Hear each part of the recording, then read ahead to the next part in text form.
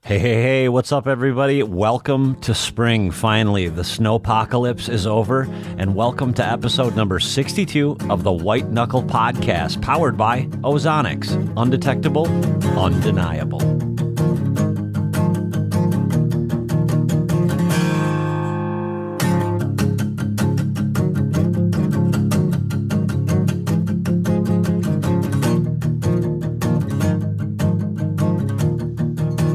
Hey everybody, welcome back to the White Knuckle Podcast. Today I am joined with my co-host Todd over in Iowa. Todd, how's it going? Awesome, man. Awesome. What's been going on with you other than shed hunting, which we've all seen on Facebook? Yeah, dude, I've been walking my feet off, so to speak, and I'm kind of getting burnt out. I think I just started a little bit too early this year. Now that it's gotten to the best probably part, I've pretty much walked everything, and now I'm ready to start moving on to the next part of the season, which is habitat improvement and doing some chainsaw work and that type of thing as before we get into the turkey season. So I'm kind of excited to ask our guests some questions about that today as well. Well, cool. Speaking of that, we have on the other line with us Alex Foster. Alex is a wildlife management cooperative specialist for the Quality Deer Management Association. He covers the north half of the state of Missouri, working with private landowners really to create better habitat. So this is really the perfect time, Todd. So creating better habitat, healthier deer, just a better overall hunting experience.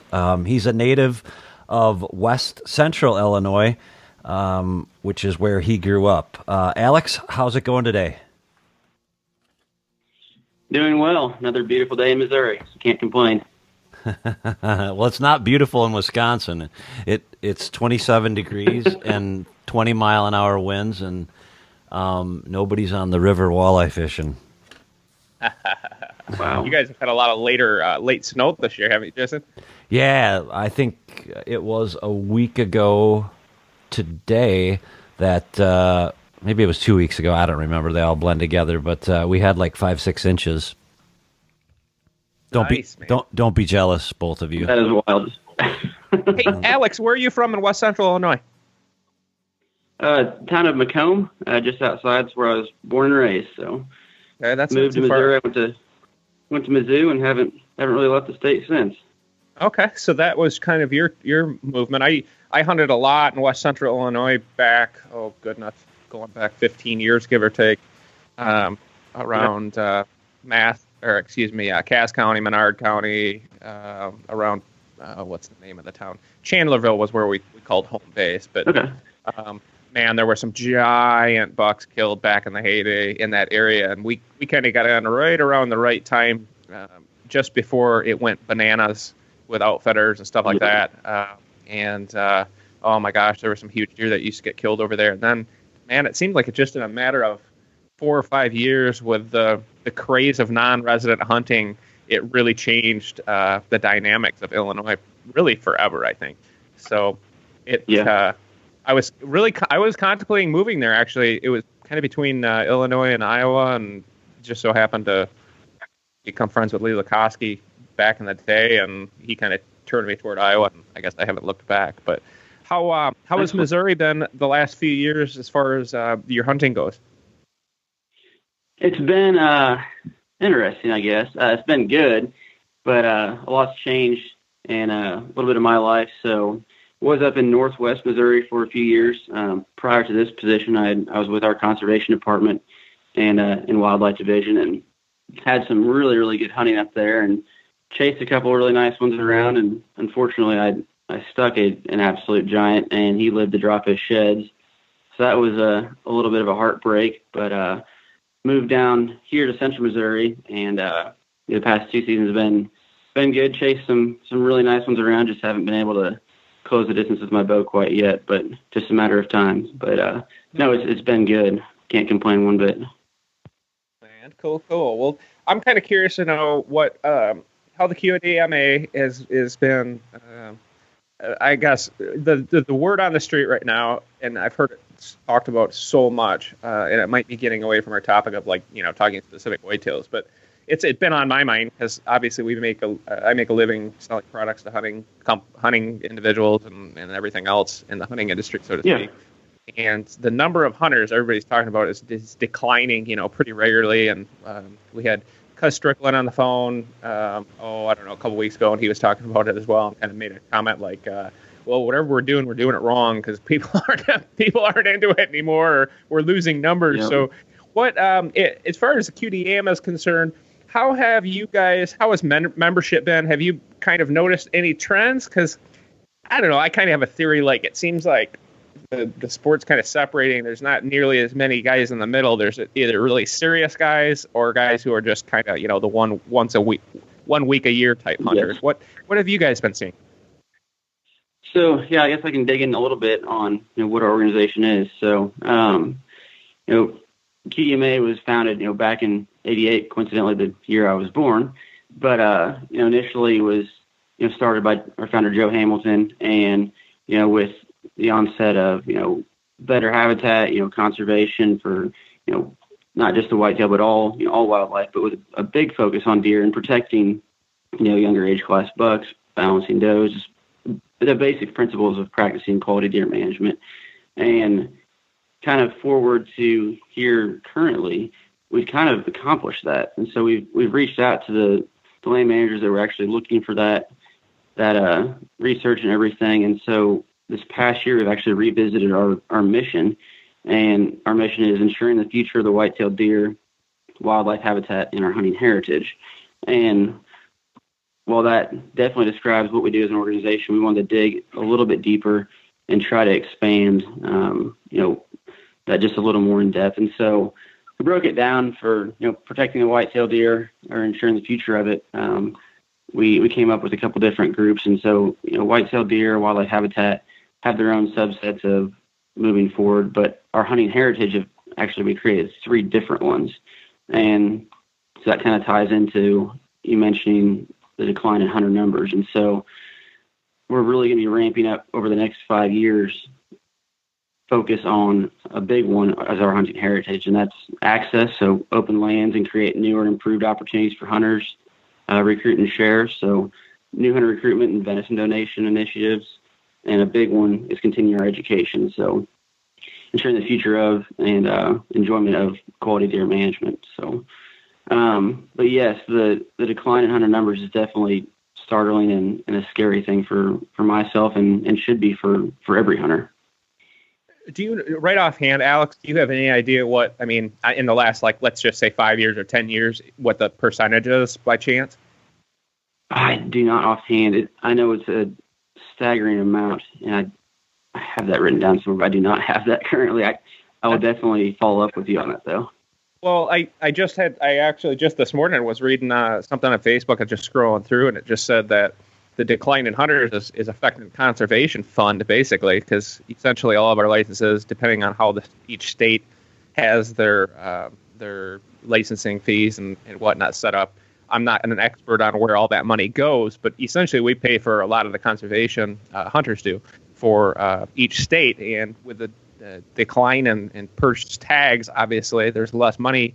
So overall management, number of conservation officers, all those things are going to slowly decline just because they're not being funded anymore.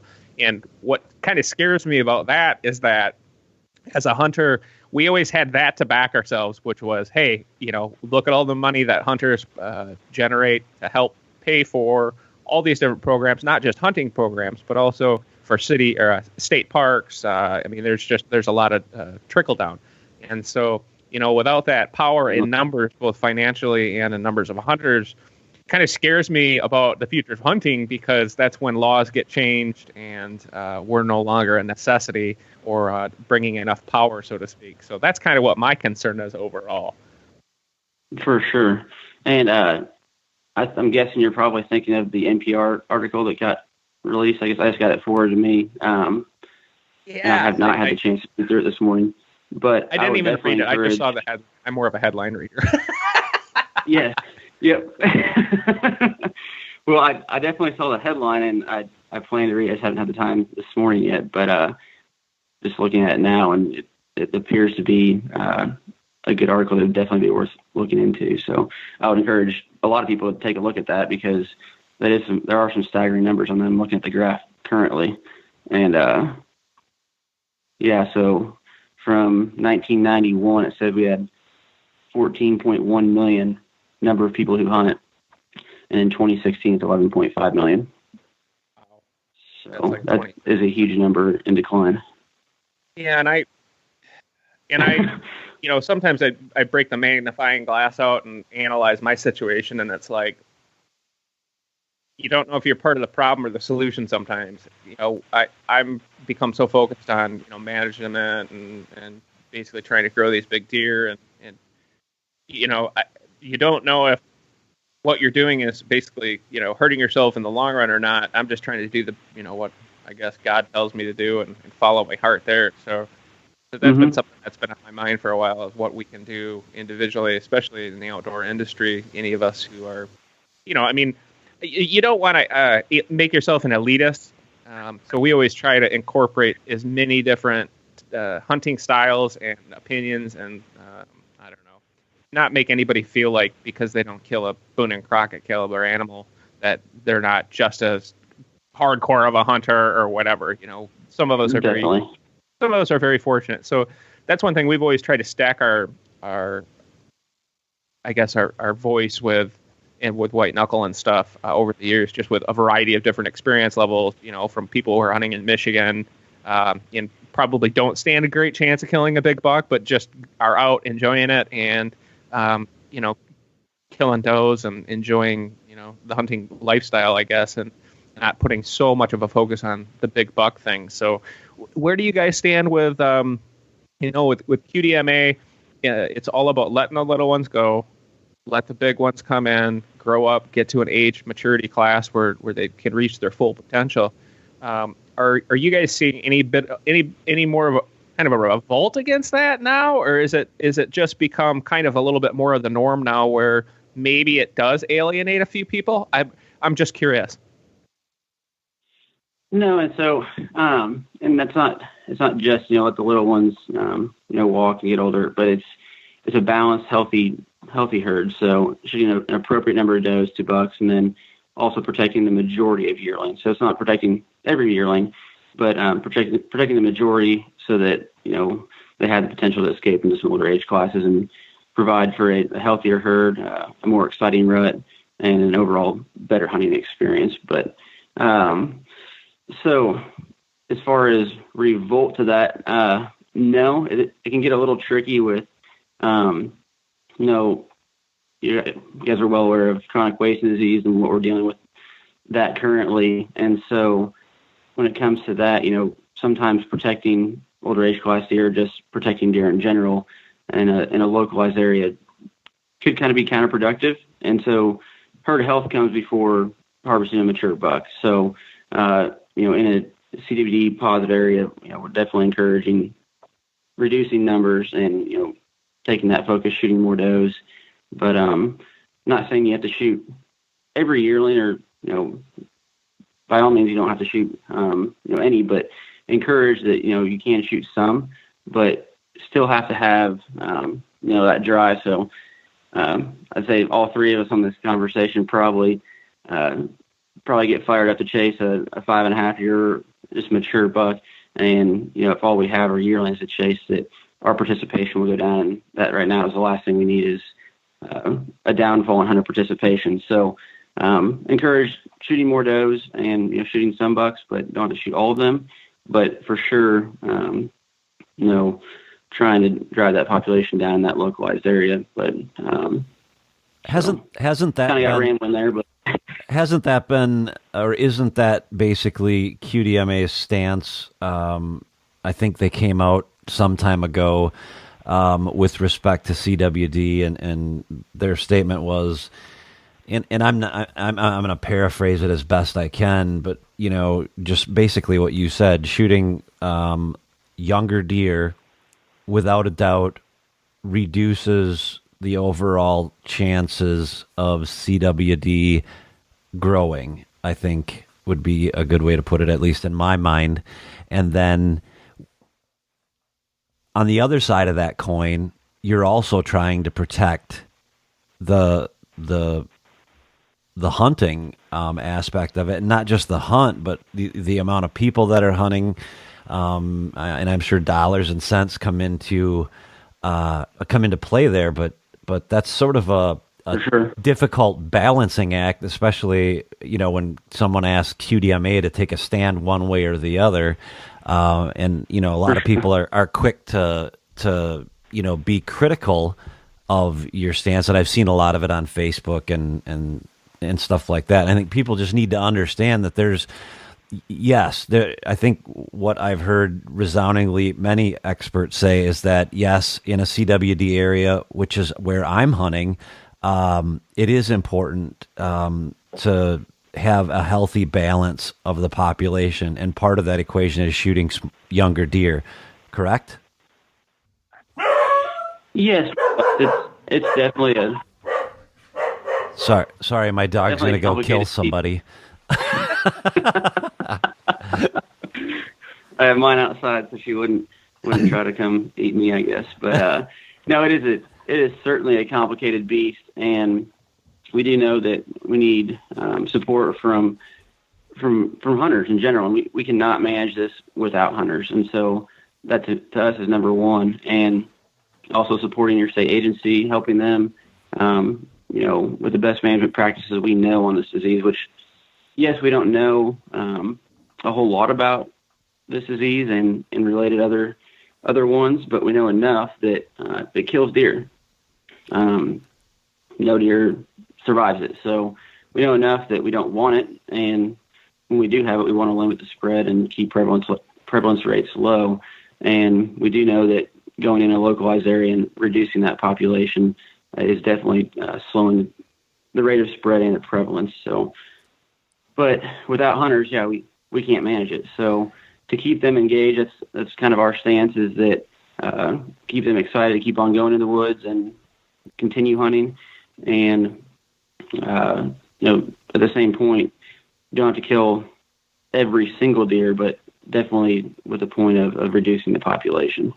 And I think that's where what you said just a few sentences back there. That's where your job really becomes pivotal, in my opinion, as a cooperative specialist, which we don't have up here. Your job is to sort of bring people together, isn't it? Certainly. Yes. Yeah, yes. I guess, so a lot of people think that QDMA is going to the banquet, having some beers, buying a bunch of raffle tickets, maybe winning a gun, maybe winning whatever, and then you go home. But there's so many more resources that I think are so underutilized in the entire United States. Can you tell us a little bit about what it is that you do, and then whether or not that's specific to just an area, or how you'd go about, obtaining help like you provide? Certainly. And so Missouri is fairly blessed state in that we have two of my positions, so cooperative specialists. So our daily duty is to work with landowners, hunters, conservationists, basically anyone that shares a passion of either deer hunting or just conservation in general. So any private landowner that wants to improve habitat for deer, I'm all ears. And so, we'll do a site visit, and the hopes is to lead to forming a cooperative. And so Qdma cooperative, habitat cooperative, there are butterfly cooperatives. There's anything that can get your neighbor and neighbors around you working together for the betterment of conservation is my overall goal. And obviously the big focus of the popular game species happens to be our favorite, the whitetail. So it's a pretty good buy-in, and work with a lot of like-minded, passionate individuals that are doing a lot of good habitat work and population management. So I cover the north half of the state. Brian Tao covers the south half of the state, and we're unique that we're a partnership with our conservation department, and so work closely with our private lands conservationists with the state, also their wildlife division. So have a really good tight connection with our state agency and rely on each other and bounce ideas off each other. So fairly unique in that sense, and that the only other state is Michigan that really has it's structured a little bit differently, but Anna Mitterlane is currently there in Michigan and doing the same thing with a lot of co-ops in Michigan. But other than that, don't have this unique partnership with the state agency, but we're looking to expand that. So any states that would entertain that idea, we would probably be all ears for that too. But so yes, very unique position that essentially a private lands biologist that sole duty is to improve habitat and a better hunting experience for landowners, hunters, and conservationists in the state of Missouri. But so I'm basically limited in Missouri, but I can take any phone calls or emails or anything. Would be happy to do that in any state. If anybody has any questions on how to form or develop a co-op, be happy to give all my contact info at the end of this. And anyone and everyone, feel free to reach out. But with our partnership kind of limited to Missouri. We have a success story for you, Alex. Bruce and Lisa Ripka are good friends of ours, and they're team members up in Michigan. And they actually have a QDMA cooperative in their neighborhood. And coming from Michigan, close to 30 years when I started hunting up there, like, to know that there's QDMA cooperatives in Michigan, it says a lot. I'll put it that way. But Bruce in his area, they own a small piece of private land. They've got some public around them, but all the neighbors have really gotten into it, and they are growing some really, really nice bucks. And it seems like all you need in your neighborhood is for somebody to kill a good one every once in a while, and it kind of makes all the other landowners go, well, wait a minute, what are they doing? And to kill these big deer, and just makes them realize, wow, we can actually have some of these trophy caliber animals if we just let them get to a further age. And so I know they've had unbelievable success, and Bruce and I had a long conversation with him about it. He was so excited because he said, dude, you wouldn't believe how many people showed up to our meetings, how excited everybody was about it, and how what kind of camaraderie it really brought among the neighbors, because it kind of pulled back the curtain, so to speak, a little bit, where people started sharing more trail camera pictures, talking about, the deer that they were hunting. And it kind of, I don't know, it gives you a little bit more patience in the woods, certainly when, the possibilities there that you could kill, a really, really nice buck. But I think, at least from my standpoint, the one thing that I think in the hunting industry, maybe, and we're just as guilty, is, growing up when I first started hunting, to kill any buck or any deer with a bow was like, considered a dream. And so, my first buck I ever killed was a little 3-pointer, and, it was tiny as anything, but I could not have been more proud of that little 3-pointer.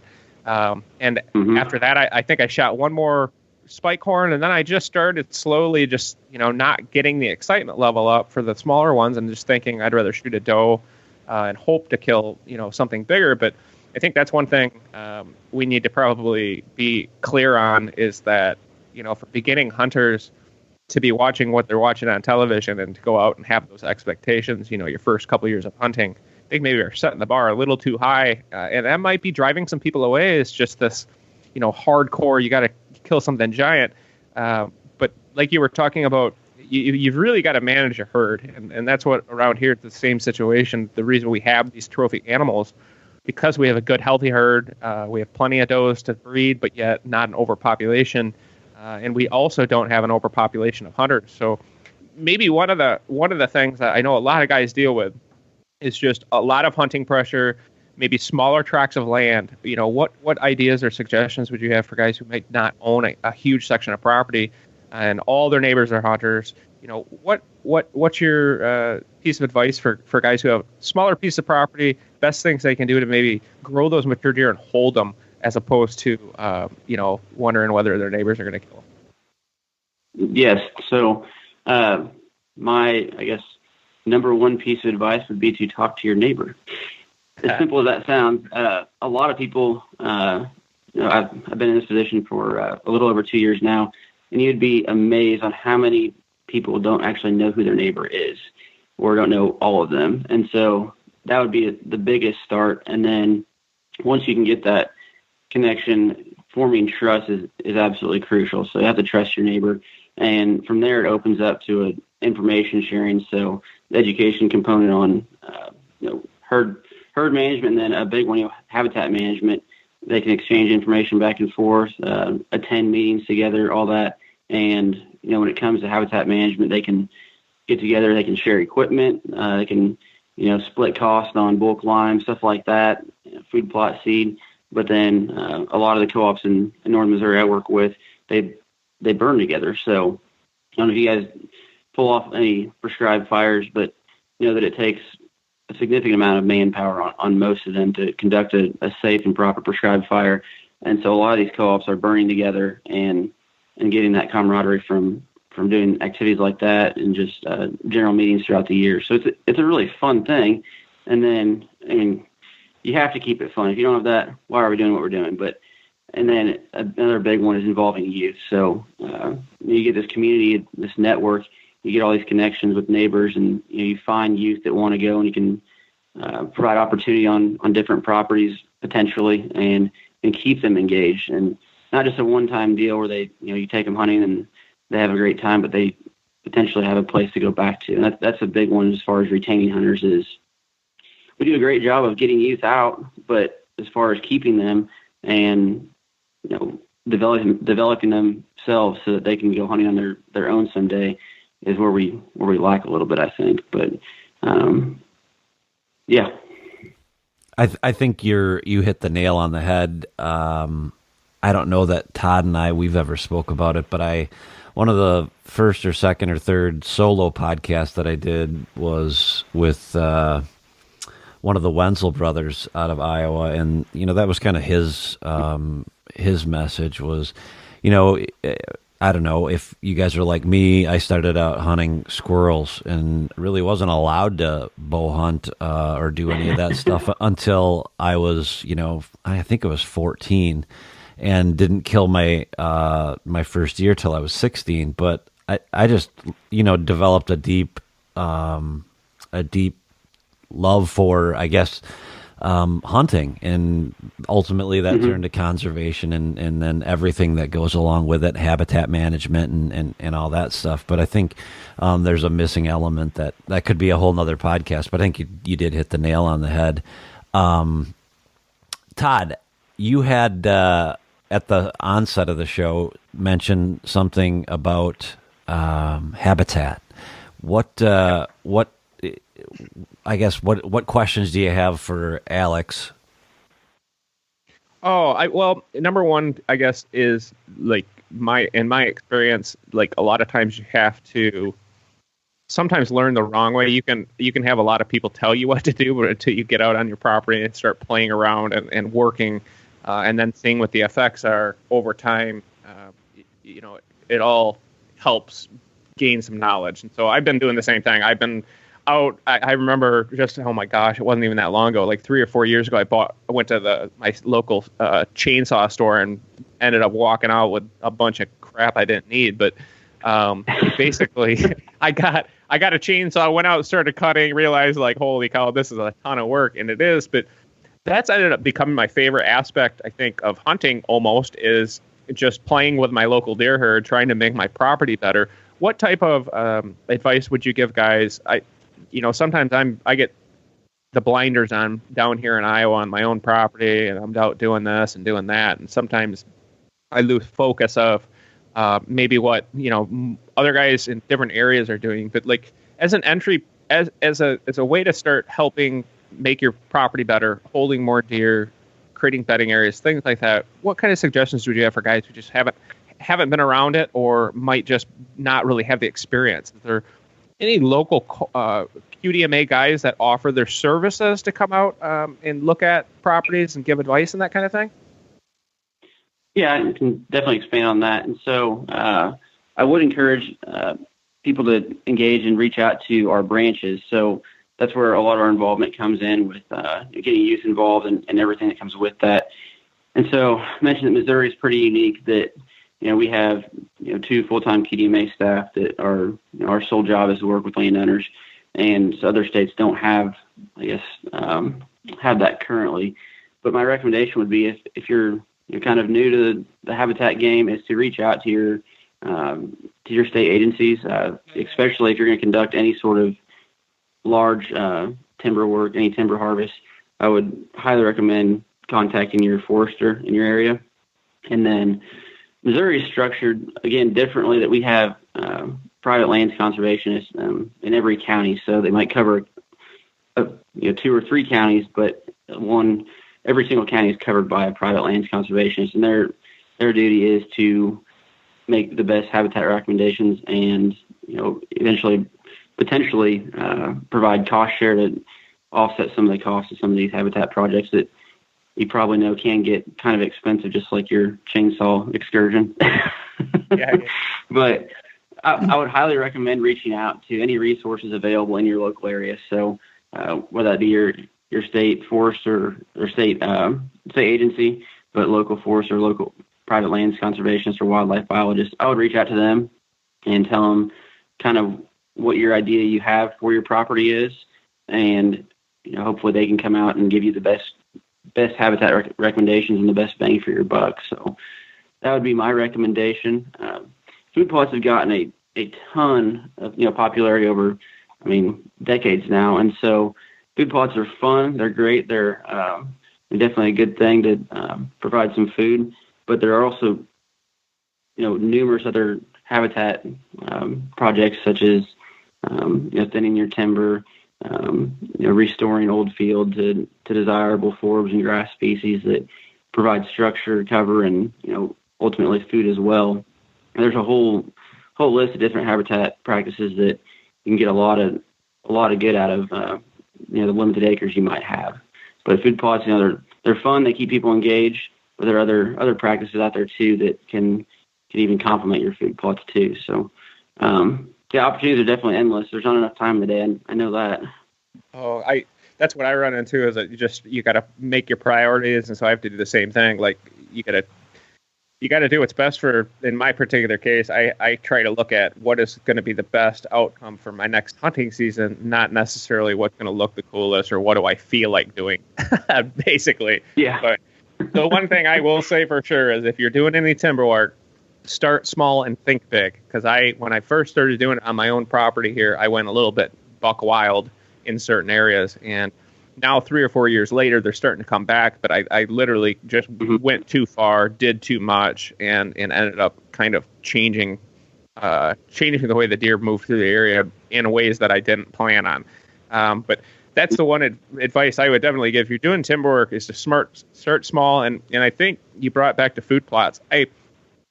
We all went so nuts on food plots for so many years that I've kind of just gotten to the point where we've talked about it. I don't want to just burn our listeners out by constantly always talking about food plots. But the fact of the matter is, when I started planting food plots and started putting deer and being able to manipulate the doe specifically during the rut, that's when I really started to see an increase in my success. So as much as they're talked about, food plots are probably still one of the easiest ways to draw more deer and hold more deer into your area, particularly during the rut.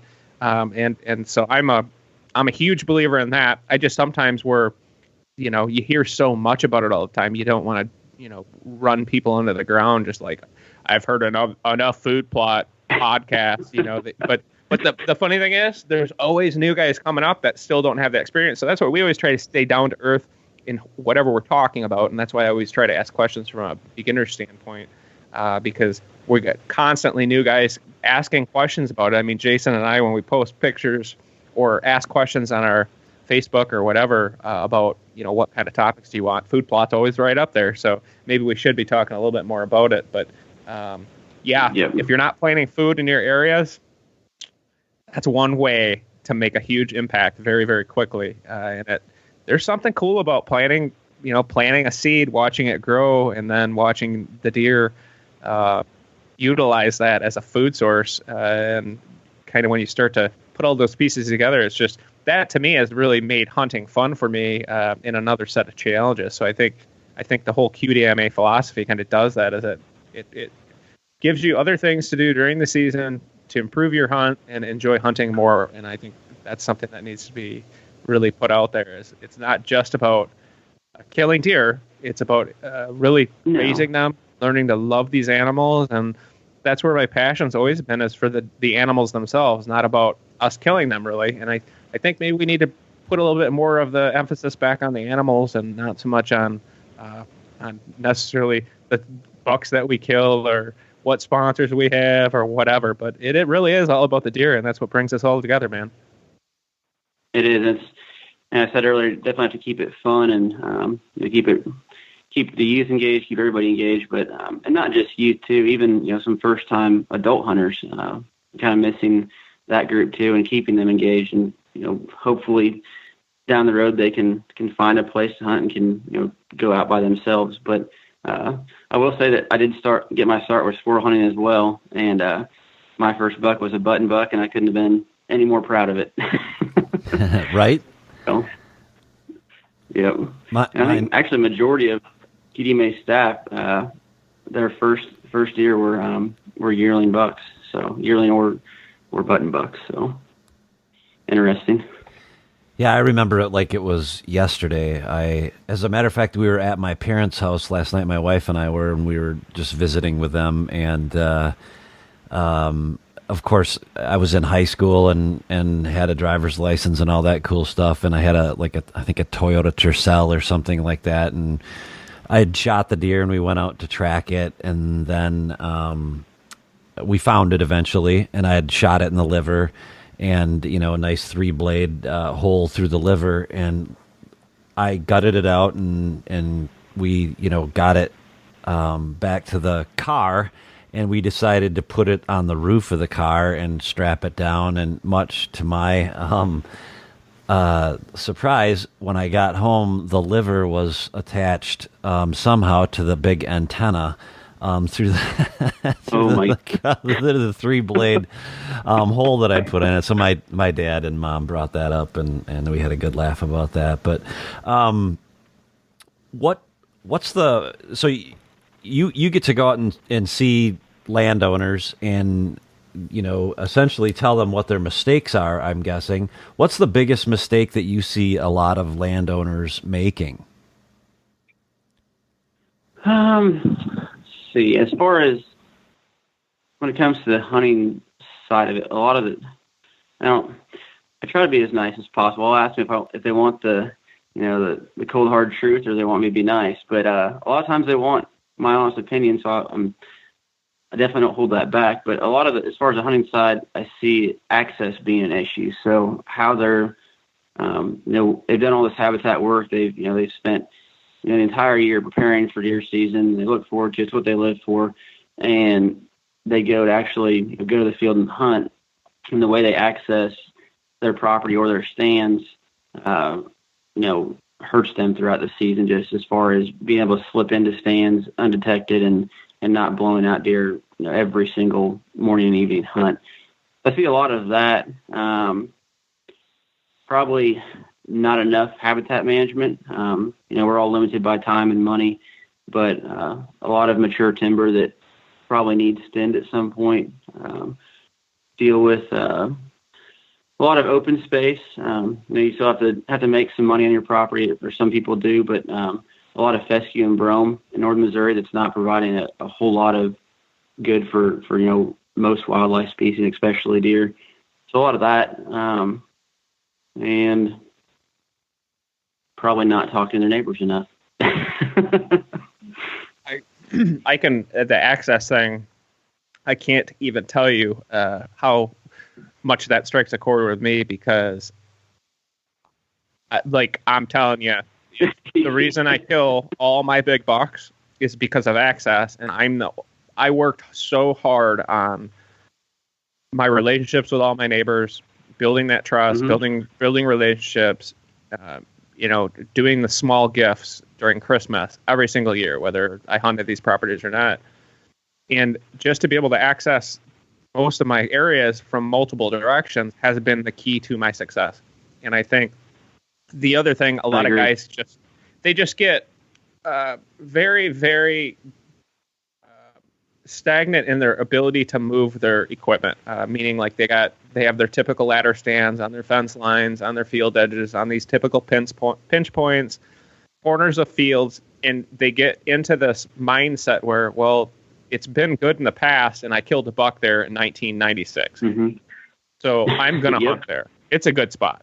Well, these deer are not stupid, and you can come and go and see what you see when you're on stand, but when they come back through the area, they catch your scent on the ground, both directions that you're coming in, and it just does not take much to really change the way these deer move around your property. And the hardest thing to do, and we've had different guests who've talked about this on our podcast as well. I own a 63-acre piece of property. The best thing I ever did was stop hunting it.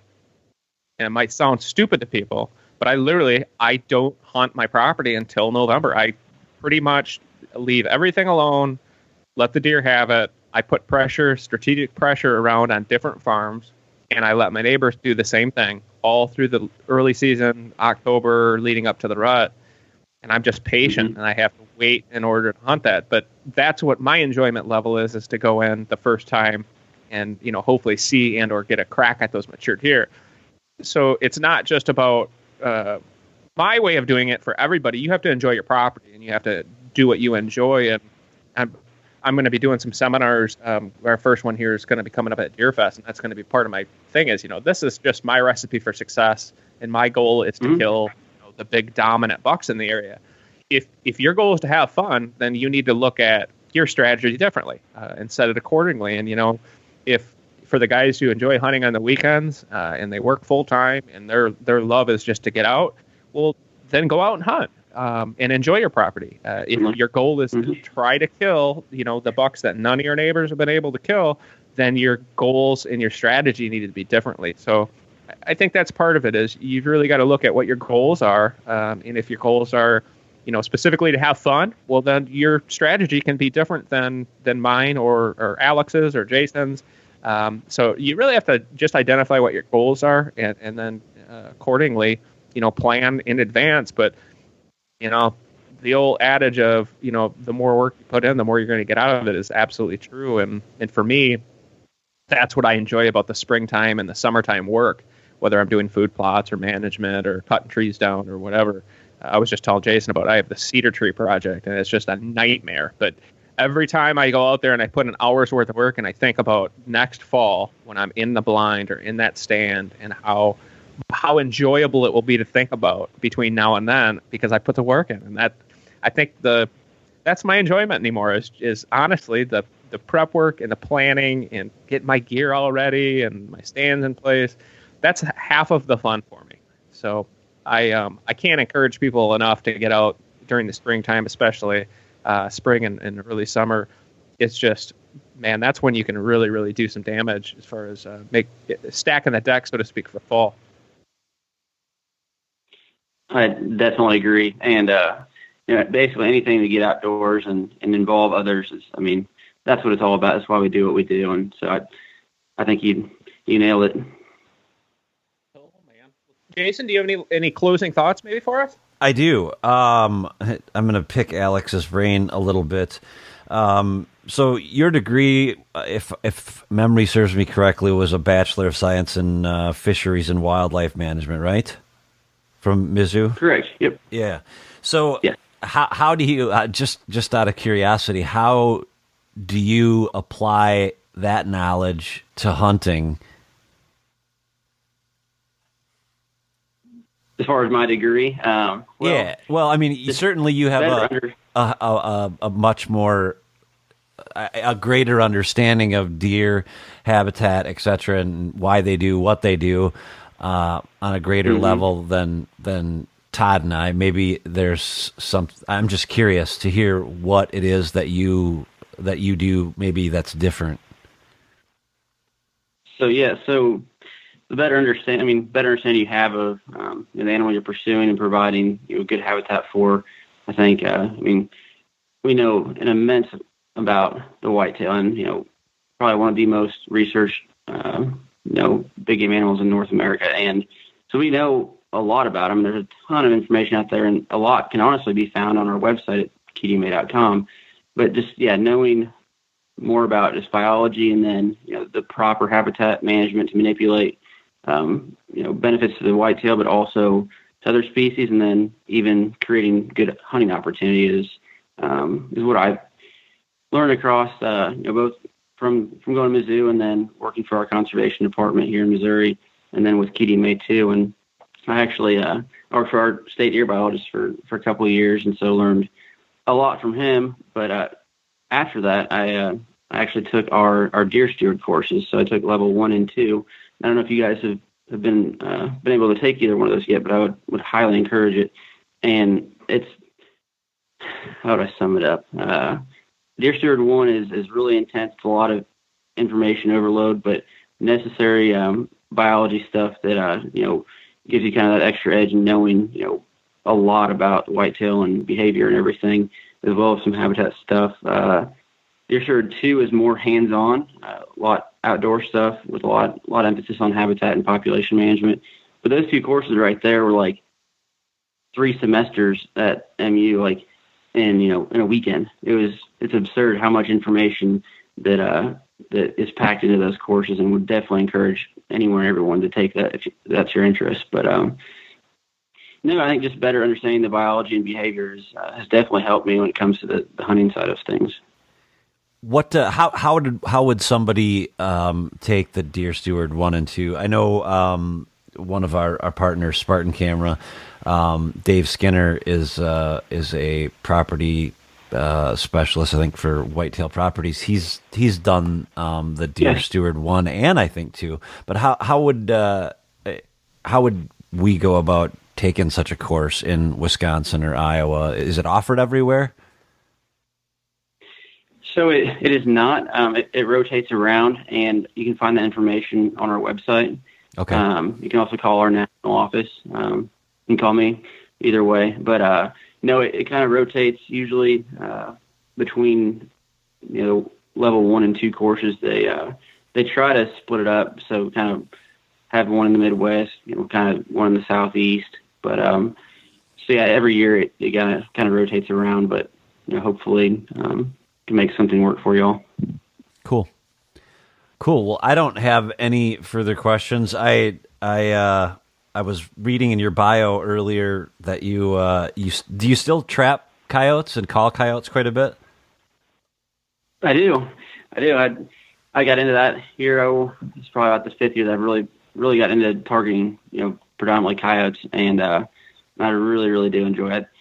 Number one passion is obviously go bow hunting, chasing mature whitetails, and then still love spring turkey season. But coyote trapping's kind of creeping up there on my favorites in the list. It's challenging. It can be extremely aggravating. It's coyote is an extremely intelligent animal, and trying to make his paw step on a 1.5 inch pan can sometimes be a little aggravating, but starting to fool some. Well, yeah, spring turkey is right around the corner. Todd's he's a perfectionist when it comes to turkey hunting, aren't you, Todd? Oh yeah, I'm gonna go out this year. There's my turkey prop, basically. So I enjoy not taking it very seriously. That's my enjoyment in turkey hunting. His first time out, Alex, he shot the world record. Did you know that? No, I did not. That's a true story. It is a true story. I don't remember exactly how it went, but yeah, you shot the world record. What did it have? 5 beards? 7. 7 beards. Yeah, Wow. 49 inches of beards, and it was 26 pounds, and had, I don't know, some spurs on it and stuff. But it was some spurs on it. Incredible. It blew the world record, non-typical, with a bow out of the water. And so me and my buddy, who he was filming me, we have it all on video and everything. It was actually our first web show that we did for White Knuckle, and it was. We had no idea. I was wearing shorts and a t-shirt and wearing Qdma sandals. And it was like 75 degrees in the afternoon because I don't get up in the morning too easy. I hate turkey hunting in the morning, so I'm more of like an afternoon type of turkey hunter, which if you ask any turkey hunters, they're like, got to be out in the mornings. But anyway, yeah, so that was my experience in turkey hunting. But Dude, I do so much with whitetails as are my life. It's my lifestyle that when it comes to turkey season, I enjoy the heck out of it and I put my time in. I really do. But I just look at it differently. And to me, it's just pure enjoyment. I just have such a good time, not worrying and not stressing, because during hunting season, when you're hunting individual animals and all that fun stuff, it turns into a lot of work. So I don't let turkey hunting turn into work. To me, it's 100% fun. And it's just a beautiful time to be outdoors. And after a long winter, you're ready to just get out and go chase something again. And so for me, it's just the perfect time of year to just get out, have fun. And if you've never turkey hunted, it is an absolute blast. And they are the most gorgeous. My wife thinks they look ugly. And I'm like, to me, they're just the craziest looking pterodactyl, beautiful birds ever. I mean, they're crazy. They're archaic, and there's just something, if you've never seen a wild turkey up close, man, the first time you do, they're an amazingly weird looking animal, but they look prehistoric. I mean, it's just crazy to imagine what some of the birds that we find fossils to could have looked like when you look at those crazy birds and all their coloration. It's just, God got nutty one night and made one heck of a painting. And that wild turkey is just it, man. It's cool. Oh, Todd. Excellent. Well, that story about your world record, that is too cool. If you haven't watched the footage, you need to, because the National Wild Turkey Federation didn't want anything to do with it. I didn't know that. That's the truth.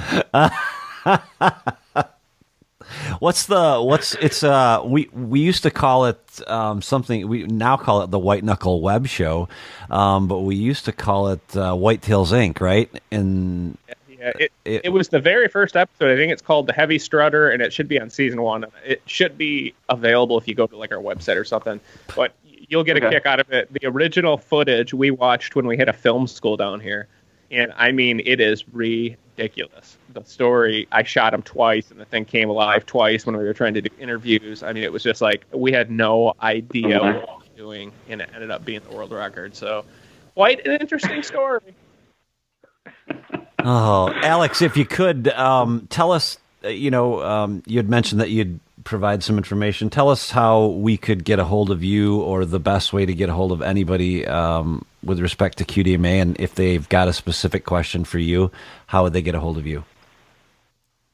Yeah, certainly. So I'll also go ahead and give you my email.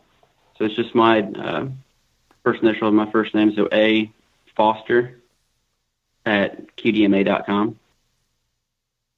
And then you can reach out to our national office. I can go ahead and give you their number. It's just 800-209-DEER. And obviously, by all means, check out our website. It's just Qdma.com. There is a wealth of knowledge on there, and articles and everything, but also information on how to get engaged with your local branch, how to sign up for some of these deer steward courses, and then ultimately, hopefully, become a member and reap all the benefits that Qdma has to offer. And it's a family. It truly is. And so as far as other contact, email is by far the easiest for me. So, and then if you were to call our national office, you can get me that way too. Yeah. All right. Well, thanks for taking the time to share with us what you do and your knowledge, and thanks for listening to our stories. I really appreciate it, guys. I really do. Yeah. From my standpoint, I get to live this lifestyle, but it's nice to connect with different people around the globe, and you guys have done an exceptional job of helping people realize the benefit of managing whitetails, and it's not all about, when we're talking to these age class guys, it's not all about their rack size. Racks are big, some are small. We try not to put too much of an emphasis. I don't even score my deer for that reason, because to me they're all a wonderful trophy. But when you're comfortable raising the bar, it's nice to know that some other people in your neighborhood are on the same level. and have the same seriousness, and it gives you a little bit more patience when you're out there to let some of these smaller ones go. But the one thing I want anybody to take from this is that if you consider something a trophy, then that's a trophy to you. Don't worry about what anybody else thinks, and just try to enjoy yourself. And hopefully along the way we can get some more younger people involved. And I know Jason and I, we're going to be trying to do that in our own way coming forward. Is just to try to, get new hunters into this wonderful, wonderful sport that we all enjoy so much. And whether you call it a sport or a lifestyle or whatever, but more young people need to be hunting and not on their phones and not in front of a PlayStation. And I think the world would be a much better place. I 100% agree. Todd's 2 cents for the week, everybody. All right. Well, thanks again for the time. And again, I'll have most of that information that you just relayed also in the show notes for the show. That's about all we've got. Thanks for taking the time again, Alex. We appreciate it. Great. Thanks, guys. Have a good day. Thanks, buddy. Appreciate it, Al. Well, thank you very much to the Quality Deer Management Association for lending Alex to us for a few hours there. We certainly appreciate them taking the time, as they always have, to come on the show and talk about all the different things that they offer. And that's one of the things that I think we wanted to stress during this show, and don't know whether we accomplished it or not, but there's so many resources available on the QDMA website. If you're a member, go to their website and get a hold of just about any kind of material, reading material, etc., on just about anything related to deer.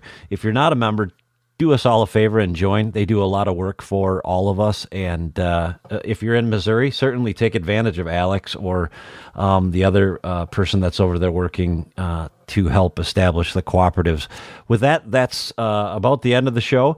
I want to remind everyone that the sponsor of this show, Ozonics, is now factory direct only, and what that means is that they can provide you deals that they haven't been able to provide you in the past because they had to deal with certain price restrictions that all the manufacturers agreed that they would sell a product for. So they've given us the ability to offer you a discount. So to get that deal, all you need to do is go to www.ozonicsHunting.com/WKP, and you will get the deal of the month from White Knuckle. So again, that's www.ozonicsHunting.com/WKP. With that, I think that's the end of the show. Jason out.